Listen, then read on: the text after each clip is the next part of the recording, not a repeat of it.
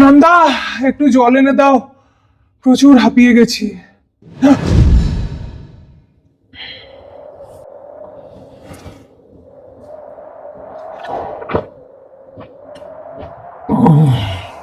শুনছো? হ্যাঁ। মায়ের ওষুধের সমস্ত লিস্টটা আমি একটা কাগজে করে কোনটা কোন টাইমে কিভাবে খাওয়াতে হবে সব রেডি করে রেখে দিয়েছি মায়ের খাটের পাশের টেবিলটাতে। তোমার যে ডায়েট চার্ট, তুমি কিভাবে কোনটা। আরে বাস বাস বাস, উফ, হয়েছে হয়েছে। আমি কি করবো জেনে এইগুলো? হ্যাঁ, আর হঠাৎ করে এইগুলো কেন বলছো আমাকে? কারণ সবসময় তো আমি আর তোমার পাশে থাকবো না, এই কাজগুলোতে এবার থেকে তোমাকেই সব করতে হবে। মাথাটা দেখছি পুরোই গেছে। হ্যাঁ, ভাট বকে যাচ্ছে। ঠিকই তো বলছি, এবার থেকে আমার সব দায়িত্ব তোমার। কি ব্যাপার, তোমার মা এতবার আমাকে ফোন কেন করছে? আর সময় নেই, আমার সাথে একটু চলো, তোমাকে কিছু দেখাবার আছে। চলো। দেখাচ্ছি তোমাকে, এইখানে দেখো সব কটা ডাল ফাল সব রাখা আছে।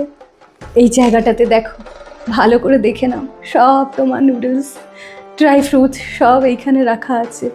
হ্যাঁ, করতে কি চাইছো? সময় কাটাচ্ছি তোমার সাথে, এত বছর হয়েছে আমাদের বিয়ে হয়ে, তোমার থেকে সময় চেয়েছে, এখন আমার হাত থেকেই সময় বেরিয়ে গেছে। এবার থেকে আমি চেষ্টা করব তোমাকে সময় দেবার। আমার কাছে আর সময় নেই, এবার বরং যাই। শেষবারের মতন অন্তত দেখে নি তোমার।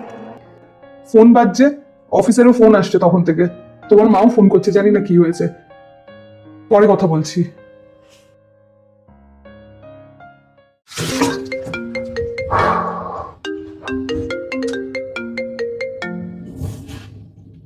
হ্যাঁ মা, বলুন।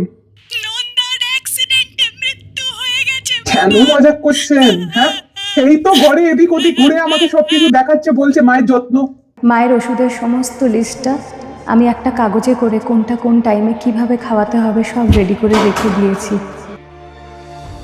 সময় কাটাচ্ছি তোমার সাথে, আমার কাছে আর সময় নেই, তোমার থেকে সময় চেয়েছে, এখন আমার হাত থেকেই সময় বেরিয়ে গেছে।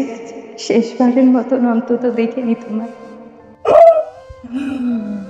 নন্দা!